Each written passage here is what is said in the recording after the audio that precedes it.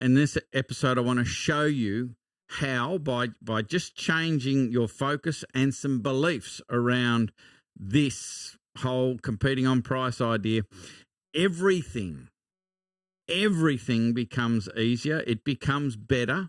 It becomes more enjoyable. I don't know whether any of this is resonating with you. If you'd like things to be better, more enjoyable and easier in your business, well, here's the episode for you, because it's this is simple. It's a little challenging, but it is simple. And by implementing this, like as I said, it's easier, it's better, more enjoyable, and obviously more profitable. So if any of those things are of interest to you, I think this is going to be the episode for you. And obviously we've got an idea of the week as well.